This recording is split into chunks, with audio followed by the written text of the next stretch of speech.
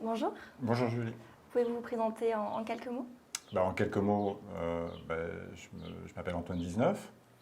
Je suis ostéopathe depuis 22 ans, à côté d'Aix-en-Provence. Et j'ai une pratique qui progressivement spécialisée. Je me suis spécialisé dans les techniques de Jones. C'est-à-dire que durant mes consultations, je n'utilise que des techniques de Jones. D'accord, et pouvez-vous m'en parler un petit peu plus à propos Les de cette techniques de méthode? Jones ce sont des techniques qui utilisent une cartographie de points. Ces points donc le témoignage, enfin, se réfère à des tonus musculaires.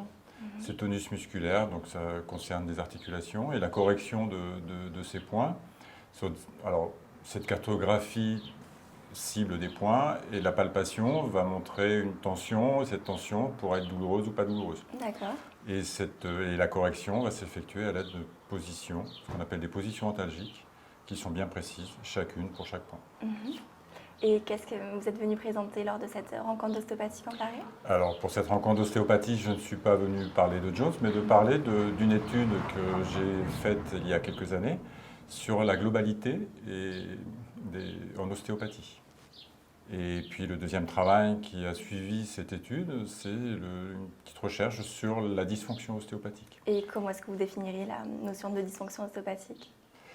Mais avant de définir la dysfonction ostéopathique, avant de faire ce travail sur la dysfonction ostéopathique, le travail de globalité m'a bien aidé à comprendre ce que pouvait être une dysfonction ostéo.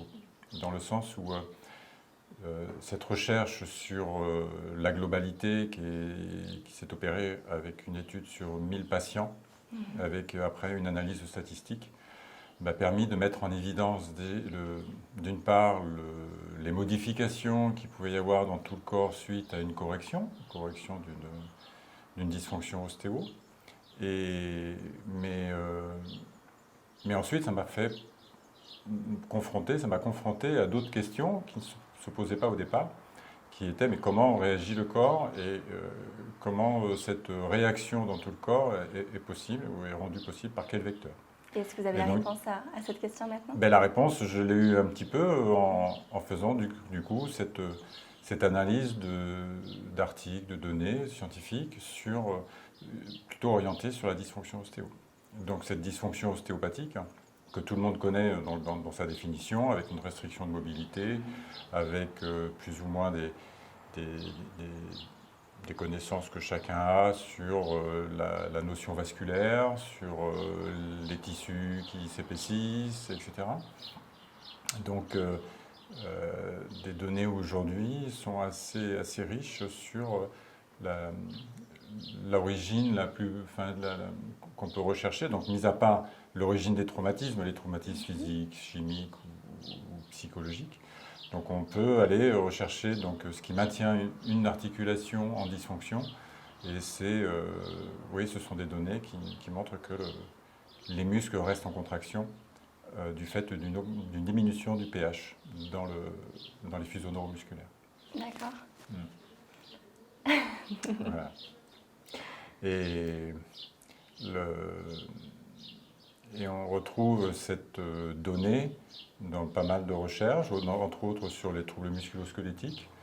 Et donc du coup, cette augmentation, enfin cette diminution du pH, qui s'effectue au niveau des muscles, du fuseau neuromusculaire, on retrouve cette information autant sur les traumatismes physiques, mais autant par rapport à des traumatismes psychologiques. Voilà, et donc cette étude que j'ai faite m'a permis au final, avec le statisticien qui a fait toute l'analyse des données, de faire une publication qui est sortie depuis 4-5 ans déjà, ou 6 ans, aux États-Unis, donc à l'Académie américaine d'ostéopathie.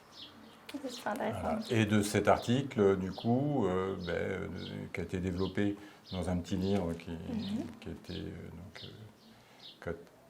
était le résultat du développement de l'étude, j'ai donc fait un petit livre qui s'appelle La dysfonction ostéopathique. Voilà. Donc concernant cette étude sur la globalité, quelle méthode et quelle technique avez-vous employée? Comme je le disais à l'instant, je n'utilise que des techniques de Jones. Et les techniques de Jones m'ont permis de faire un travail complet avec le même outil. au niveau ostéopathique, puisque je peux tester, on peut travailler de la tête aux pieds en faisant même du viscéral. Donc, ce qui a rendu possible l'étude statistique, puisque pour un statisticien, il faut des données claires.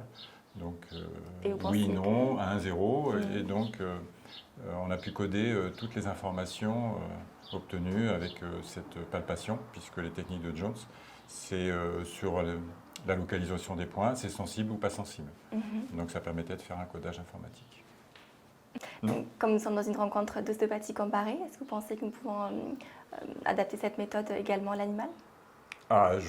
Oui, je pense certainement, puisque peut-être que déjà des ostéopathes animaliers le font déjà, le font peut-être sans en avoir parlé ou sans avoir communiqué là-dessus. Mais moi, personnellement, sur mon chien, ça m'est arrivé de le travailler en utilisant les techniques de Jones. Et pour aller plus loin, j'ai eu la possibilité de tester les techniques de Jones avec une jeune ostéopathe animalière sur le cheval. Et vous avez des résultats concluants suite à ça? Du coup, moi, avec le recul, enfin, sans avoir de recul par rapport à l'animal, enfin, sans avoir d'expérience par rapport à l'animal, on a trouvé que quand même, malgré tout, qu'on avait des bons retours, des bons résultats. Et le mode de fonctionnement était similaire à ce que vous aviez?